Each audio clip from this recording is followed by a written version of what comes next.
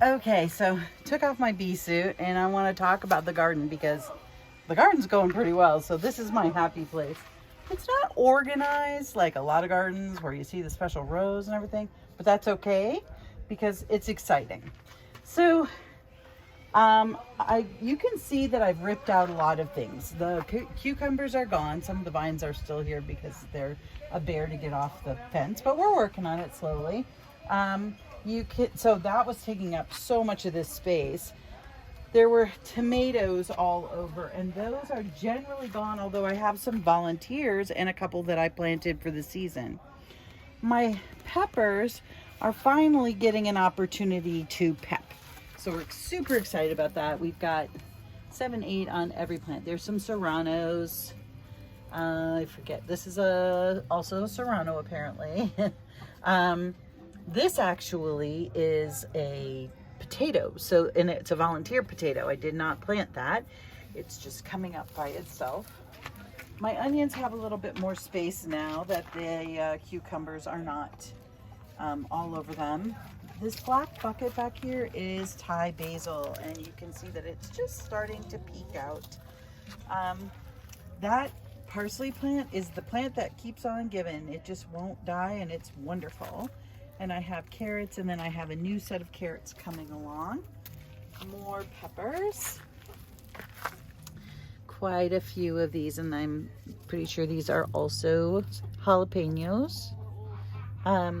There's a volunteer tomato, and I think it's going to be a yellow pear. And in Arizona, you can have tomatoes in October and November, and if you're super careful, you might be able to overwinter them. The brown pot has another potato coming. It's doing really well, so I'm excited about that. Look at my grapes. I don't actually have any grapes, but I have an awesome grape vine that goes all the way across the top now, which is terrific. My basil, regular basil, I thought that was going to die for sure. After all the rain, all of the other herbs just did not make it. The sage and the thyme, they did not make it, but the basil kept on hanging on, and there are now volunteer basil plants all over the garden. It's amazing. This is a new tomato that I planted. It's a bush Goliath. I had so many cherry tomatoes this summer, but I didn't get any large ones, so I'm hoping beyond hopes that I get some. And then this is a Rutgers. It's an heirloom tomato, also large size, and one of those wonderful volunteer basils. This is huckleberries. You can see that I'm going to have maybe 8 of them or 9 of them, so that'll be exciting. Another pepper plant. This is a red bell pepper, and you can see that I have a few, and they're huge. I just need them to start turning red now. Jalapeno for sure. I'm gonna pick this one today, but look at that, how well they're doing.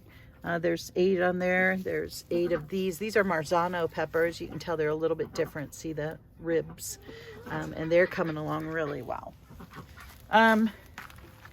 So I busted through the zinnias. I got rid of the pumpkins. I got rid of the beans, which were all over this place, but there were no beans. There were bean vines, so let's put it that way. And then I started planting new things back here. Again, we live in the desert, so I am able to have corn, and I have 3. And then I ripped out the watermelon, but this guy is being persistent and coming back. So we'll just wait and see what happens with him. I have new beans coming. You can see a row of cabbage just starting. My turnips and my lettuce hasn't really taken off very well, so hopefully now that I was on a little vacation, and now that I'm back, hopefully it will all get going quickly. My radishes are doing well. I have a row of carrots back there that are coming along very nicely. I have some arugula here, and you can see a little bit of it coming up, but I have big hopes. And here's some chamomile. I need some more chamomile, so that's coming up. I love that idea of planting the strawberries in the gutters, so I have some of those going, which is very exciting. and hopefully we'll get some good growth out of that. So I've made a lot of changes since I reported last. I hope that we have some good growth pretty soon. You can see though some things are really coming along nicely. Let's take a look at the chickens. We gave them all of those horrible frames that were filled with those moth grubs, and they've just figured out, hey, there's some protein in here, and they're having at it, and they're just really excited, which is good because it was certainly depressing to see all of those frames filled with moth eggs and moth larvae and ants and all the other. So we're gonna let the chickens go at it for a few days and see how they clean up the frames, and then we'll just put the frames out and let the bees finish cleaning the frames, and then we'll start over again in the spring, I think. So I think it's going pretty well. Enjoy, chickens. So I'll show you around as it starts to take off and grow again, this being my fall garden, and we're not going to make the switch until January 2nd, so we're going to just keep enjoying growing in here until January 2nd. Have a great day. Say goodbye, Fluffy. She just molted, so she's not super fluffy. It's that brown one over there that looks slightly pathetic. Say goodbye, Fluffy.